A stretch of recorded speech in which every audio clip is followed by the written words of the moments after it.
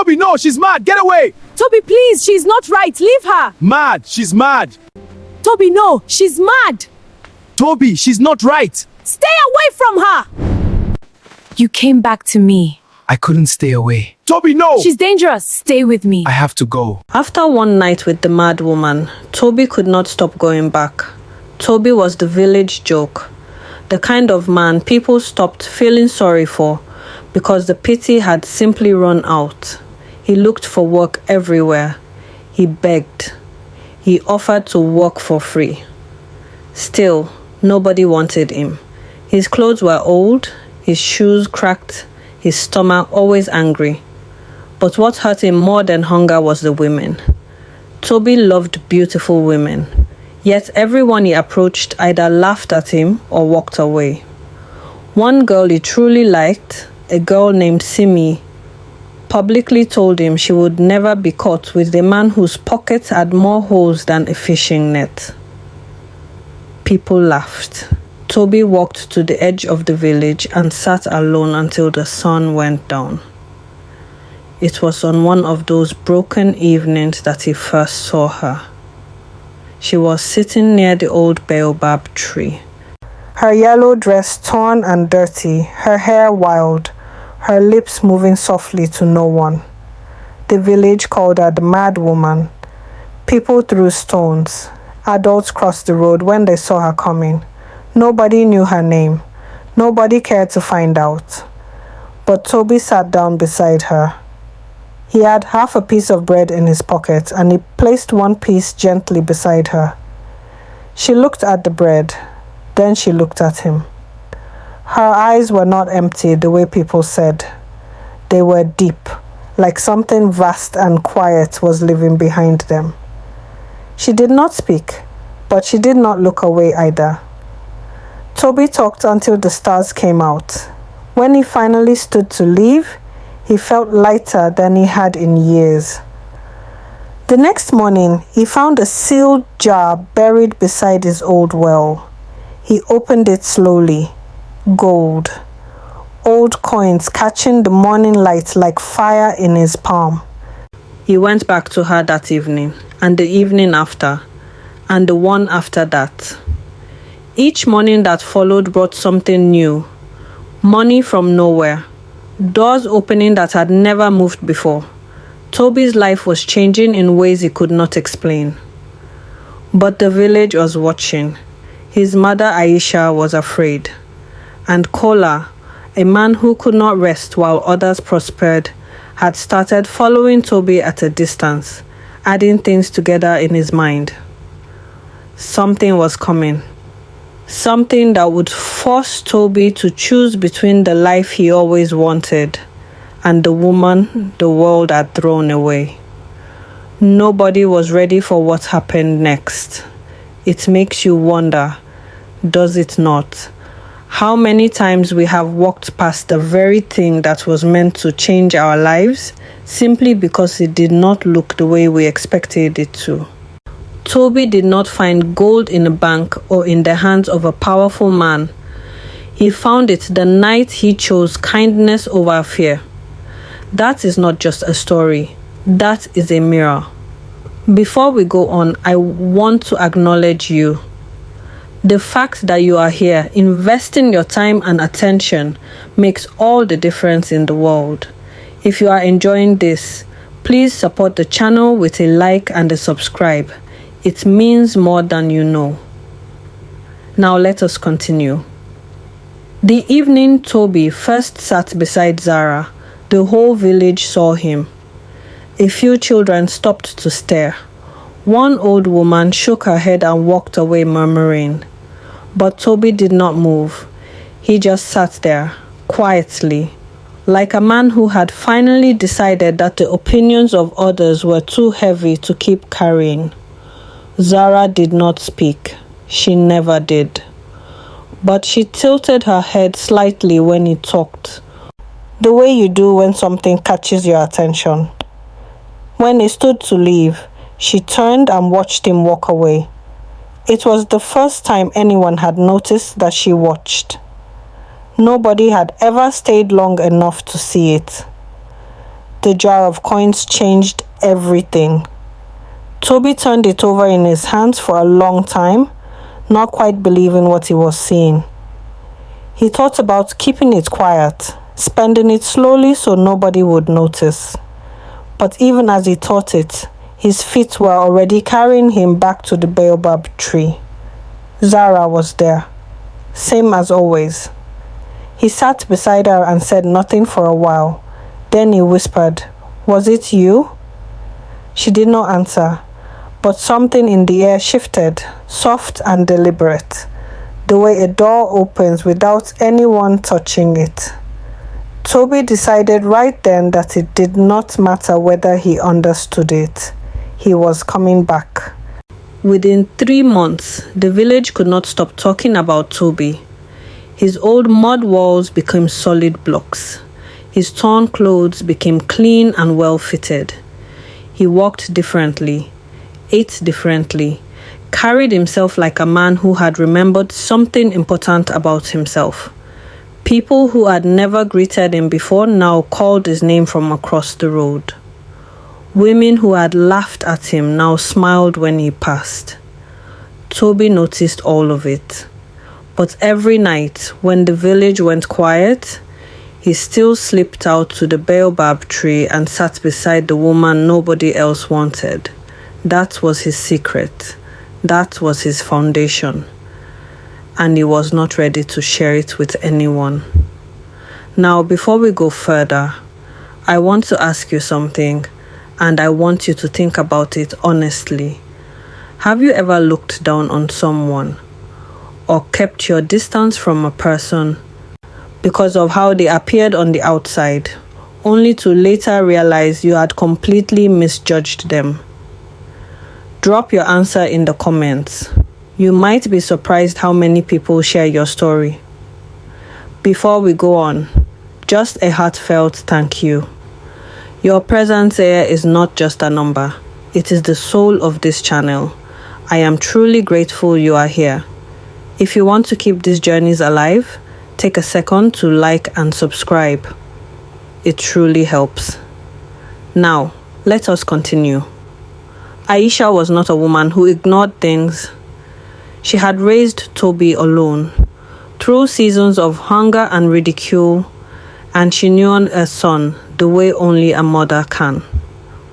So when the money started appearing and the house started changing, she did not celebrate the way a different woman might have. She watched, she waited, and one night she followed him. She stood in the shadows at the edge of the compound and watched her son walk to the baobab tree and sit beside the mad woman in the dirt. Her hand went to her chest, her eyes filled with something between fear and grief. By the time Tobi came home, Aisha was sitting in the dark waiting for him. "Son," she said quietly, "what have you done?"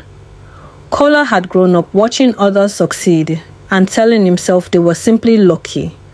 When Tobi's luck arrived, Kola studied it the way a hunter studies footprints. He watched the timing.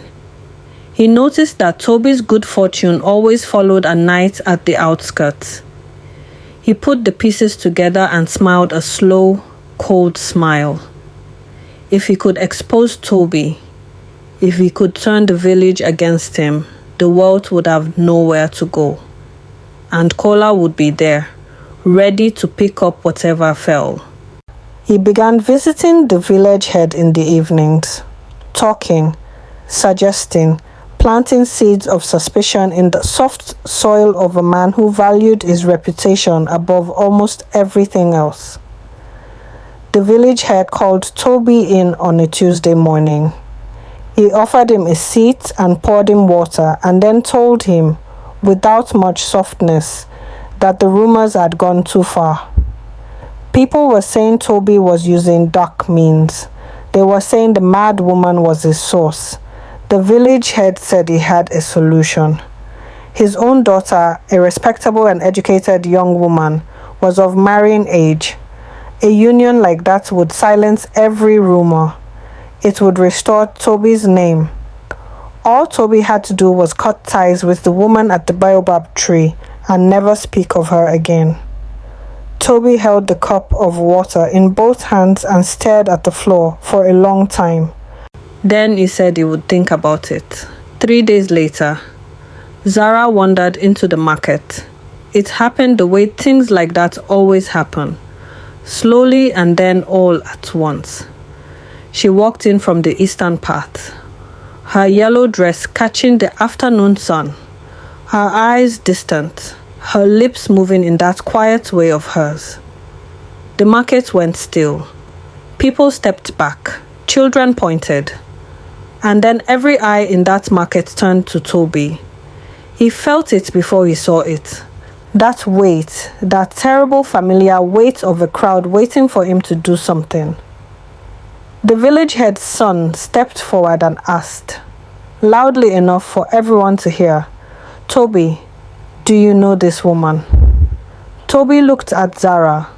She was looking at him too, clearer than he had ever seen her look at anything. He opened his mouth and said, "No, I have never seen her before." That night, his house burned to the ground. If you have been walking with Tobi through this story, then you already understand something in your spirit that is hard to put into words. Some things cannot be held with a selfish hand.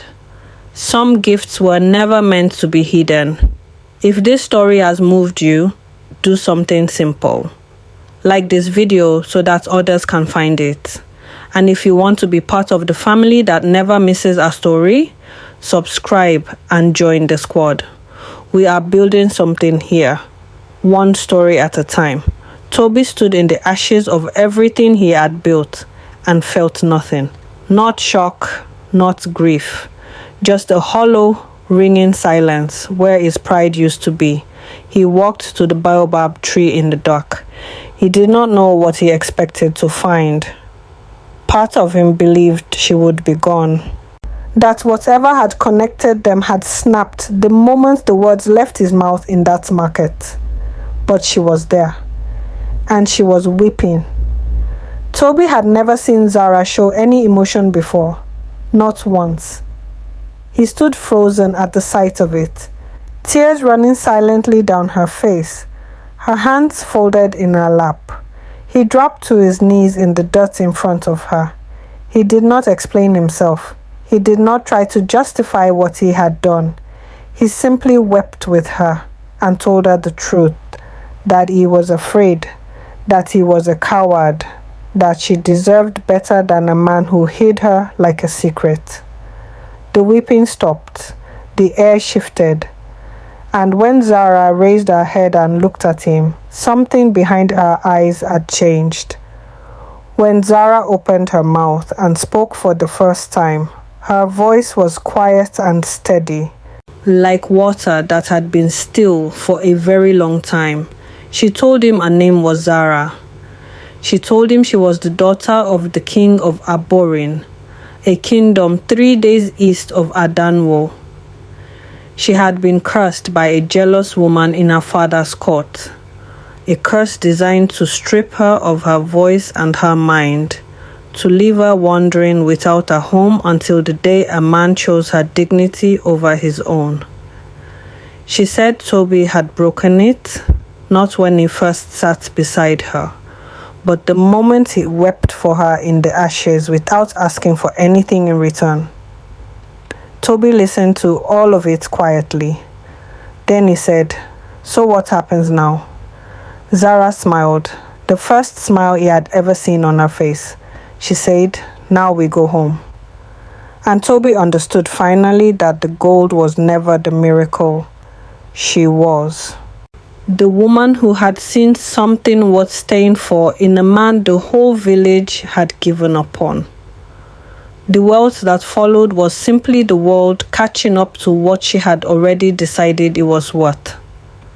They left Adanwo together the next morning, while the village was still waking up. Kola watched from his doorway, his plans turning to dust in his hands. Aisha wept and held her son for a long time before letting him go. She whispered that she was sorry for being afraid. Tobi whispered back that he understood. Some people spend their whole lives searching for treasure in all the places the world tells them to look, never once thinking to sit down beside the thing everyone else walked away from.